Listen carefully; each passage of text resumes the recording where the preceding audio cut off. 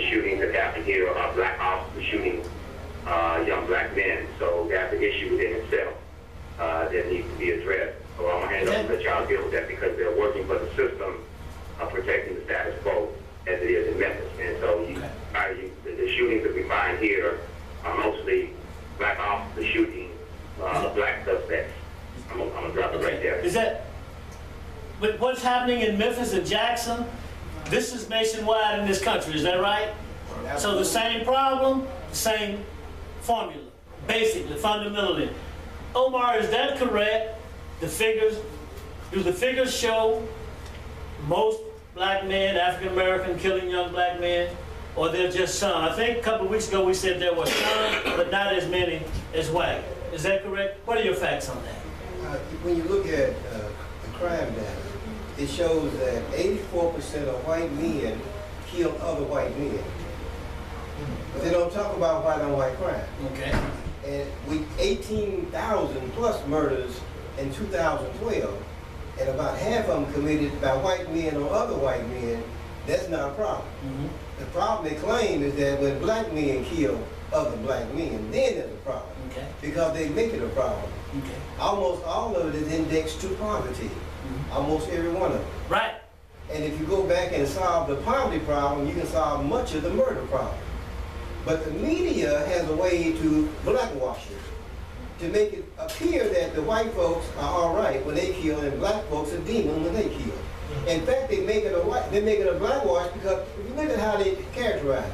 Here's a young man named Trayvon Martin who was murdered by Zimmerman. And instead of getting a drug test on Zimmerman to see if he had drug in his system, they're going to drug test the murder victim. And they're going to check out the background. How many times have you been suspended from school? Murder victim? But you didn't even put a handcuff on Zimmerman and take him in and book him. But anytime a black man is a murder victim, they want to go and investigate him, not the officer that caused the murder. And it's implied that he got what he deserved. He should have been murdered. Yeah, he should have been. So, Lonnie, have you observed that when these young white men go out and kill up a bunch of people, we see it all over, what's the place in Columbine and all, they kill a bunch of them, they have mental problems. They're not as dangerous as black people. Have you made that observation? And you know, the thing about And we're down to 5 minutes. Okay. The thing about that is, like I said, psychologically, you don't expect a black man to have the same intellectual capacity as a white man, based on how you were conditioned. For example, you know, the studies that's been going on with little kids, you know, they show these pictures, and, you know, and what makes you happy. You know, the white kid makes you happy. So when they see the black child, you know, they think it negative, they got negative. So if you've been conditioned like that for a while, and now you got a badge on, there's no difference. You are a victim of the racist system that you're in, so if you're not conscious of the thinking that you are conditioned to think like that, then that's how you're gonna act on your own people. You're gonna look at them just like you've been conditioned to look at them, which to me, you're nothing, you know, so I'm gonna treat you like nothing, and that's psychologically, that's how, you know. Okay, and all of this ties back to lynching coming out of the stereotype scapegoat, and they ask these little kids, who's bad, who's good, who's pretty, who's ugly, who's dangerous, and who's not dangerous. Jeffrey, speak on it. Oh, absolutely. That's the way. If we're not careful, we will actually help further the cause of racism, the things that defeat us. And it's obvious, especially with the topic at hand, and I know it's going a little bit towards, you know, police officers killing here in Memphis and the majority of them being black officers. Well, the young man that was killed in Jackson, he was killed by a black officer. So we have to be really careful because these are things that are ingrained in us through the media and through radio, and actually the whole time when we're growing up going through this miseducation system or the food system. We've been fooled, and we have to get back to looking at our brother and having respect for our brothers and sisters, regardless of what other cultures think about us. Because I got news for you, they all don't like us. That's why we have to love ourselves. Okay, very good. And you still have the black codes. I want to get with you because we want to submit some things to the African American voice, and that's one of the things I want to submit along with some other articles. Omar, real quick, we've got 3 minutes. He mentioned the cause of racism. What is the cause of racism? The cause of racism on a global scale is white supremacy. On a global scale. And until you overcome white supremacy, you will always have racism. And you didn't have racism until white supremacy came into existence. Okay. And even if white supremacy affects these black police officers, they can pull a gun and kill somebody who doesn't have a gun. That even affects them. They are victims of it and don't even know it. Don't even know it. Lonnie, you were saying something about these killers, these lynchers, don't feel a sense of responsibility of being held accountable. And why is that? Like I said, I believe it's the way that they were bred, as we think about right after the Civil War, when you have the Confederate soldiers coming home, getting whooped, now you already think less of the Negroes, the quote-unquote Negroes, and now you still justified, you terrorizing them and belittling them, just on the white supremacy ideology.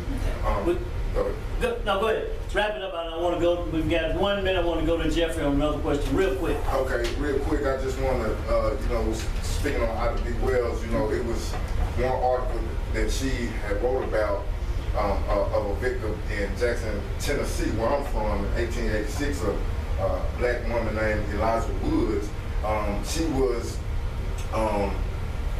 They said that she killed her employer with some rat poison or whatever. She was in jail. The mob come take her out of jail, and in front of like 1,000 members, and they hung her upside down or whatever. Right. And and a few years later, her husband admitted that he was the one who murdered his wife. So we have examples like that. Examples all across the board. We have those examples. So I just want to resonate that out there. Right, Jeffrey. What must be done about it? I want to go to Omar, if we can get an extra 30 seconds, 6 seconds. So what must be done about it real quick in a few terms? Just something. You have to do something. How about the court system? Oh yeah, we have to, we have How about to, some strong, courageous young lawyers? Absolutely. We have to first be present at our city council meetings the best that we Be present. can. We have to keep up to date with what's going on in your city, whether it's in the political field or what's going on in your neighborhood according to the people that live around you.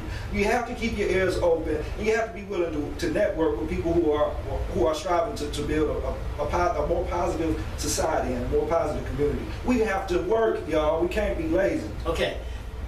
Omar, this whole lynching debate has been documented historically. Does lynching alone assist African Americans in pushing this debate forward? And let's go into reparations. Toward reparations, can we build from there? So many African Americans have been deceived about reparations. They have been deceived by the white community to believe that was yesterday. We don't need to go back to yesterday. Right now, the Jews get reparations for the Holocaust they went through under Hitler. And all of those countries that participated paid the Jewish community reparations. There's nothing wrong with reparations, and we deserve it. This country was built on the backs of black labor. And without the black labor, they could not have built this country. They even admit that themselves in many, many, many historical documents. So they owe us money for the labor that they didn't pay for, that we need to collect on it. We need some powerful leaders like we used to have, ministers, because right now our people are locked up into a mindset in the church. All we talk about is this good news stuff. We don't talk about the church fighting song, the battle song. And white folks, even the Star Spangled Banner is a battle song about the bombs bursting in air, and they want you to sing it before every game. We need a song like that where we can sing before we do anything serious or anything playful.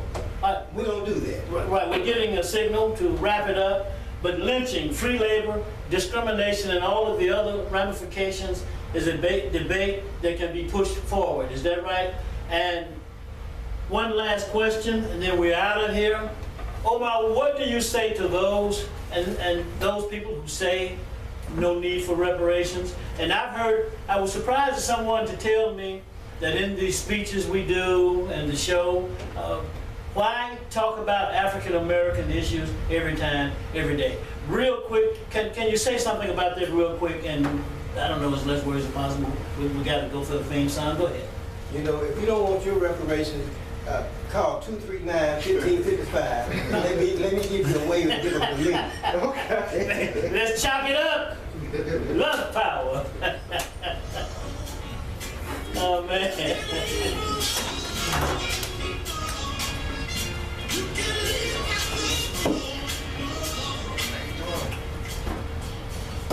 Here you go, Isaac.